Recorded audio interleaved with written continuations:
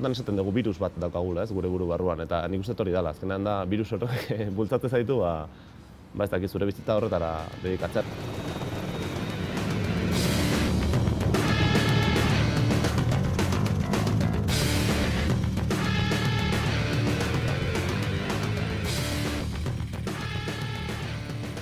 Dramari ikastolan ikasi nuen Zornotzan, eta justu da Loiuko aeroportura sartzeko azkenengo tramo hori, ez? Orduan beti jolastokian dabilte ginenean beti ikusten dituen hegazkinak, eta nik uste hortik sartu zitzaiala birusa gorputz barruan.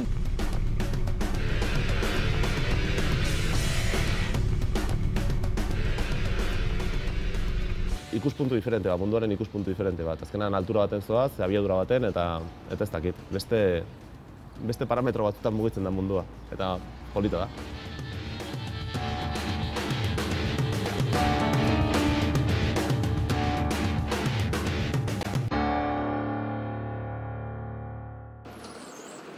Bilabonan zabaldu zituen ateak Aeris Naviter enpresak orain 6 urte. Aratzingeniaria da, eta ugaitz pilotua, eta Euskal Herriko helikoptero enpresa bakarrenetakoa zabaldu zuten orduan. Egun, bi eserlekutako helikoptero ultraarinak egiten dituzte Argentinako enpresa batekin elkarlanean. Tailerrean, merkaturatuko duten 8. makina ari dira egiten. Helikoptero batek bai ala bai bermatu behar duena da, egan egitea eta segurtasunez egan egitea. Kasu honetan, gainera, beste plus badaukagu, ez? Azkenean da, helikoptero ultraarin batek zer behar du da. Helikoptero batek behar du, jakina, esan bezala, segurtasunez egan egitea, baino gainera, harina izatera. Ze harina ez baldin bada, ez da sartuko legedi konkretu batetan, beraz, ez da konsideratua izango helikoptero ultraarin bezala. Helikopteroa utxik, hau da pilotori gabe, eta olio eta fluido guztiak barruan dituelarik, 280 kilo maksimo izatea, utxean. Beraz hori da, fabrikante guztiek eta produktore guztia daukagun buru ostea handiena, ez? Orduan hori da azkenen, makinatik makinara hobetzen zoazen zerbait. Hasi ginen 279,8rekin. Orain 275. Orain txasisa heldu zaigu, lehenoko fasean heltzen da txasisa, rotorea eta lurrartzeko trena, eta kasu honetan ezenbalatu egiten dugu lehengo, gero dana txekeatu ondo dagoen, eta repasoren bat egin behar baldin bada ere hori egiten dugu fase honetan.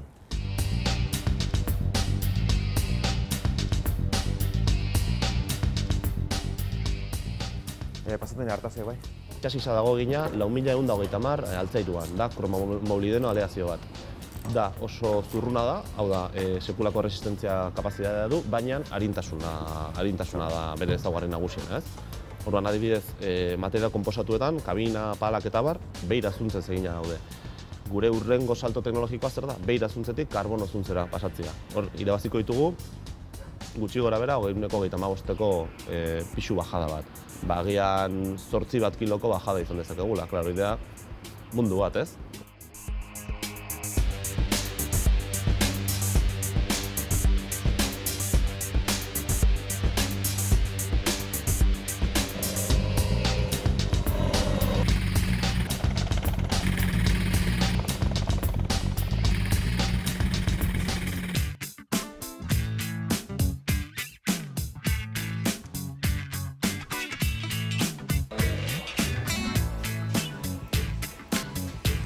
Helikoptero sistematan eta aireontzi birakaretan errotore sistema klabea.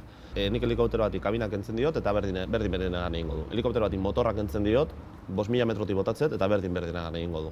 Helikoptero bati patinak kendu eta egan egingo du, baina helikoptero bati rotoreak kendu eta ez du egan egingo.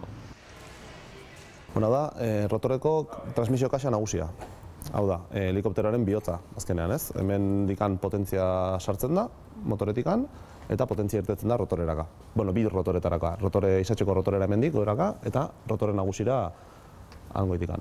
Hau da pixkat, esate zaiona, honek nahastu egiten ditu gure komando sistemarekin ematen dizkiogun aginduak. Honek, gora, bera, ezker eskuin.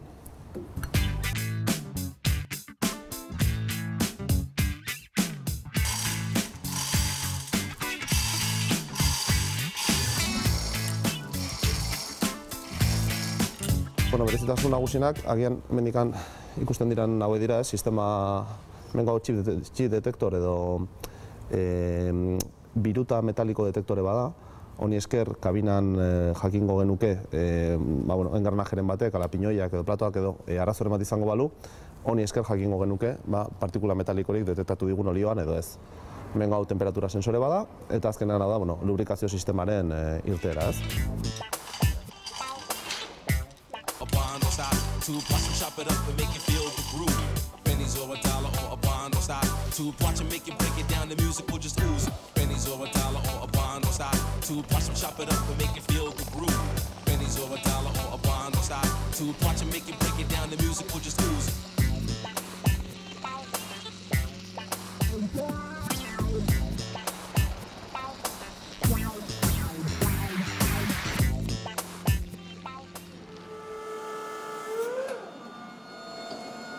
Aeronautikan innovazio gehiegi txarra da.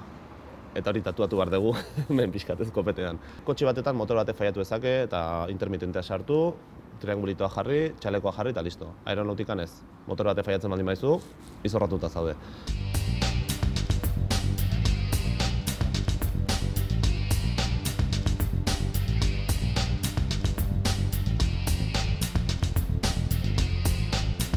Gaur egun montatzen den motore aeronautiko bat, da 70-80 hamarkadan autoetan montatzen zen motore praktikoki berdina. Motore hiperprobatua daudenak, sekulako milaka, ehundaka ordu azkatenak, eta azkenean sistema basiko eta fidagarri dituztenak. 1500 inguruko motore bat, 4 denborakoa, 100 zaldi kontinuon, 115 zaldi aireratze posizioan gaudenean, eta besterik gabe oso simplea da.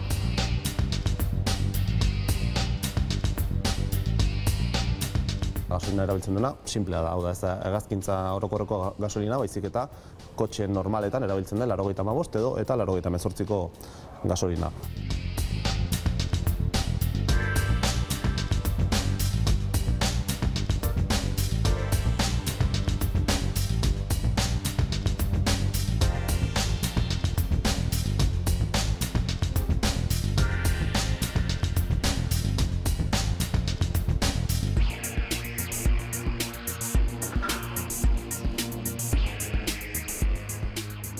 Orain montatzen ditugun palak profil simetrikoa daukate, beraz, estabilitate nabaria, erresistentziaren inguruan, erresistentzia medio bat daukate, eta beira zuntzez egindako palak dira. Baina gure hurrengo saltoa izango da zuntze, hau da, material konposatuetan egindako palak, baina esan bezala profil asimetriko batekin, horrek makinak pixka nerviosoago egingo ditu, nervioso komila tartean, ez, biziago egingo ditu, baina aldi berean pisu potentzia harreman hori hobetuko digu. Hau da, potentzia disponible gehiago izango dugu. Nahi dozunean.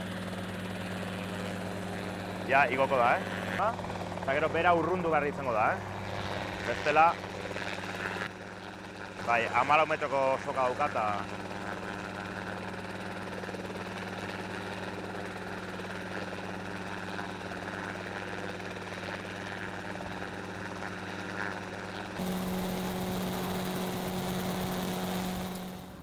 Izaten dira normalean aisialdirako edo aisialdiarekin lotuta dauden instrukzio, hau da, pilotu eskoletarako eta bar. Baina orain, azkeneko 2 makina hauekin ja pixka lortu dugu merkatua zabaltzea, eta merkatu horren barruan aire lanak edo aerial work esaten dira horiek garatzeko aukera izatea, ez?